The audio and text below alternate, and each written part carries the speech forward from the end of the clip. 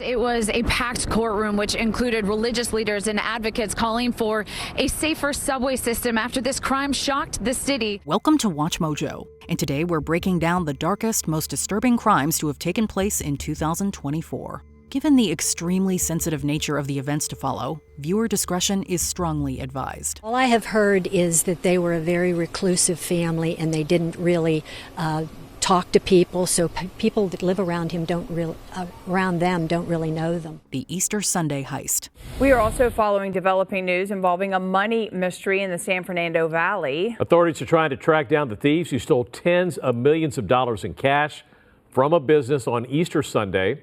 KTLA 5's Karina Winter live in Sylmar with more on how all this went down. This Los Angeles robbery, which took place in the early hours of March 31st, reads like something out of a Hollywood heist movie like Heat or Ambulance. However, it was anything but. Thankfully, no one was injured or killed, but the burglar's haul of $20 million joins the exclusive but disreputable club of biggest ever heists carried out on American soil. This may have been the area those thieves actually walked through to get onto the property. It's a lot more remote here. It's actually right up next to a mobile home park. And take a look off into the distance. That's the hole that they entered through. A short time ago, we saw workers out here patching that spot. The subject of the theft was a Garda World facility in Sylmar, the northernmost city in LA County, located in the San Fernando Valley. Authorities later determined that the thieves entered through the roof and managed to avoid triggering any alarms.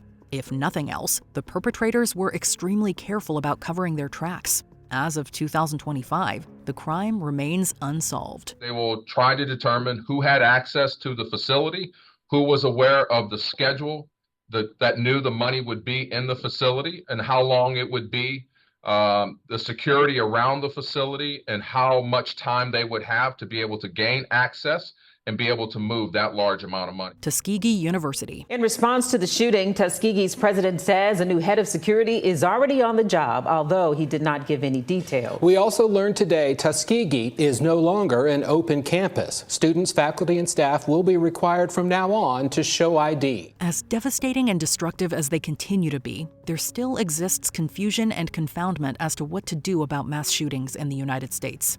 Tragically and predictably, incidents such as these will appear more than once in our video today. Case in point, the November Tuskegee University shooting, in which one person died and 16 more were injured. It's always, you know, that you're going to leave Tuskegee knowing that you had a good time. Tate says she is still in shock after witnessing a shooting on campus Sunday morning. She still has a scrape on her knee where she tried to escape the chaos. What should have been a joyful celebration was cut short in an instant. The shooting occurred as Tuskegee's 100th homecoming celebration was coming to an end, and gunmen fired at on-campus apartments at roughly 2 a.m. 2 suspects were arrested, and the parents of Latavion Johnson, who was killed, filed a lawsuit against the university, one of the shooters, and more. The lawsuit also names the former chief of the Tuskegee University's police department, 2 security companies, and an employee of one company. Joliet, Illinois. The Will County coroner identifying the victims as the suspect's mother, 47-year-old Tamika Nance, his aunt, 38-year-old Christine Esters, who's a corrections officer at the Joliet Treatment Center, also killed 35-year-old William Esters, the suspect's uncle, also 31-year-old Joshua Nance, his brother who was bedridden. Sometimes shootings and other crimes like the ones we're covering today raise more questions than they do answers. That is no more true than in the case of 23-year-old Romeo Nance, who killed 9 people as part of a seemingly premeditated spree on January 21, 2024. For reasons that law enforcement officials are still unable to ascertain, it became clear that all but one of Nance's victims was related to him. These included Nance's mother and uncle. Finally, the suspect's 3 sisters, 20-year-old Alexandria Nance, 16-year-old Alana Nance, and 14-year-old Angel Nance, all shot to death. We can't get inside his head. We just don't have any clue as to why he did what he did. Fitting into a common pattern for incidents such as these, the perpetrator took his own life the day after when approached by police officers. John Hansen, Nance's alleged accomplice, was arrested on 3 counts of murder among other charges that May. We do believe that the shootings at the 2200 block were the original shootings, and then the 2 random shootings took place shortly thereafter. Apalachee High School. He got on the bus with a backpack, and we believe he had concealed the the firearm in the backpack. We know that he concealed it with some sort of something that he had wrapped around it, as if it was a project, a school project, if you will. He had obviously stored magazines and rounds in that backpack with it as well. The sheer horror of the facts of this September 2024 school shooting are disturbing enough on their own. In just 6 minutes, 14-year-old freshman Colt Gray killed 4 at the Winder, Georgia High School, and 9 more were injured. We know that he entered a bathroom, and he stayed in the bathroom for He took his several backpack minutes. with him? Which is not unusual for a student to do. If you go up front, were not far off from changing at that point. The details that emerged in the wake of the shooting were nearly just as disturbing. Not only did Gray have a documented history of making violent threats online, he also had a preternatural obsession with other mass shooters. But his father, Colin Gray, was accused of having purchased the murder weapon for his son as a Christmas gift. Both Grays faced criminal charges: 4 counts of felony murder for Colt and 2 counts of second-degree murder for Colin, among others. And that question has been asked: why didn't they shoot him? When he committed to putting the gun down and laying out in the prone position as he was told to do so, that threat ends, we put him in handcuffs, and the threat's over at that point. Lakewood Church. The shots rang out just minutes before the Spanish language service was set to begin at Lakewood.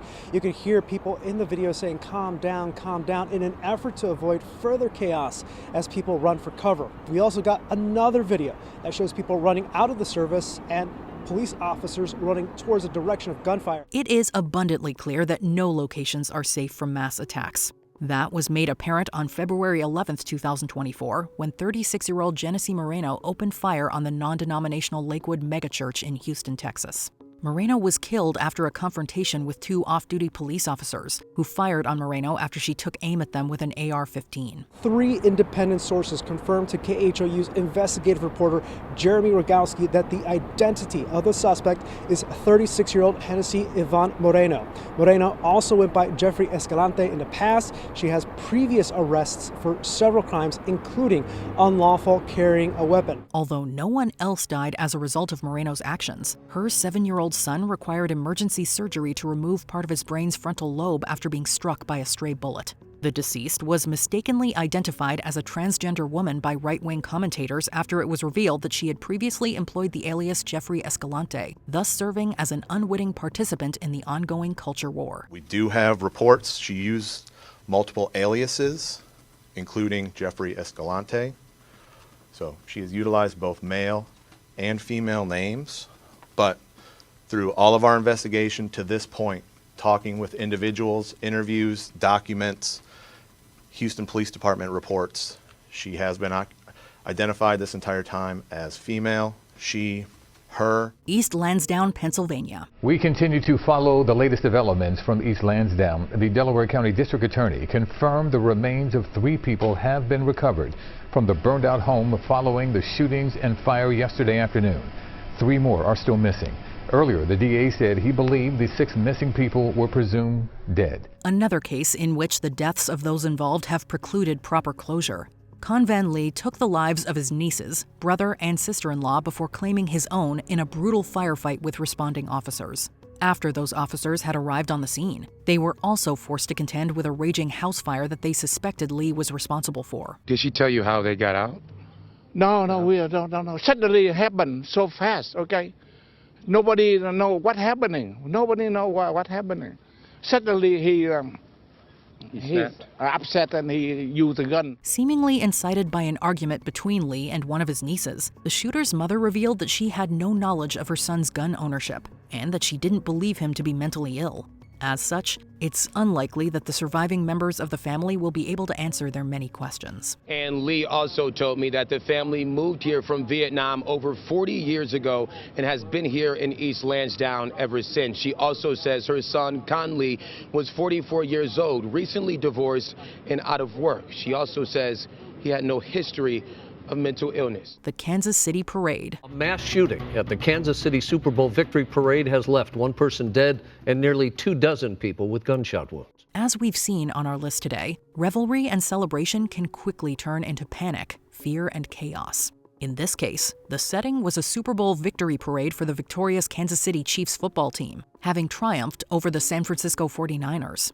Shots rang out in the middle of the afternoon, in a crowd estimated to consist of 1 million participants, no less. We just heard this big, loud bang, and everyone was just told to get down on the ground and get close, so I grabbed my son and we got close to the fence. Ultimately, 23 people were shot, with one of them, local radio DJ Lisa Lopez Galvan, dying at the scene. 2 juvenile suspects were charged, and that March, 3 adults also faced charges. The source of the shooting appeared to result from an interpersonal dispute between those involved, as explained by the Kansas City Chief of Police. We have had 12 patients that we have treated, 11 of which are children with 9 gunshot wounds. None of those patients, all of those patients we expect to have a full recovery. The death of Lakan Riley. The murder case that became a flashpoint in the debate over immigration and border security in this country. A migrant in this country illegally, now on trial in the death of 22-year-old Georgia nursing student Lakan Riley, and what the prosecution revealed today. It is undeniable that the end of 22-year-old Augusta University nursing student Lakan Riley is the stuff of nightmares. While jogging on the University of Georgia campus in Athens, Georgia, Riley was murdered by undocumented immigrant Jose Antonio Ibarra of Venezuela. While Ibarra was found guilty of all 10 charges against him and sentenced to life in prison without parole, Riley's killing sparked a conservative media firestorm that criticized President Joe Biden for his handling of illegal immigration and the Mexico-U.S. border. Subsequently, January 7, 2025 saw the passing of the Congressional Lakan Riley Act, which would mandate such immigrants detained by the federal government if convicted of certain crimes. The bill passed the House 216 to 48. You're taking a look at the breakdown of all of Georgia's 14 representatives and how they voted. You can see this vote is split down party lines, except for Democratic Representative Lucy McBath, who voted with Republicans in support of the legislation. The first assassination attempt against President Trump. That's a little bit old, that chart. That chart's a couple of months old. And 2024 was, to put it lightly, an election year to remember. Not only did incumbent Joe Biden drop out of the presidential race after the primaries, leaving Vice President Kamala Harris to hold the bag, but then former President Donald J. Trump was the target of not one, but 2 separate assassination attempts.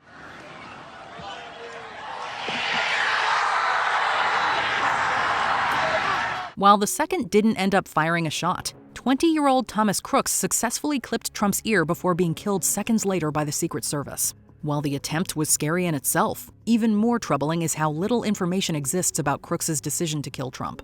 Any evidence that does exist has been found to be contradictory and largely unhelpful in understanding Crooks's psyche and motive. Based on the way he dressed, I mean, you know how kids are nowadays. If you don't fit in with the clique, they're gonna come after you. And that's kind of like how he was. Like, he would sit by himself, play games on his computer. Before we continue, be sure to subscribe to our channel and ring the bell to get notified about our latest videos. You have the option to be notified for occasional videos or all of them. If you're on your phone, make sure you go into your settings and switch on notifications.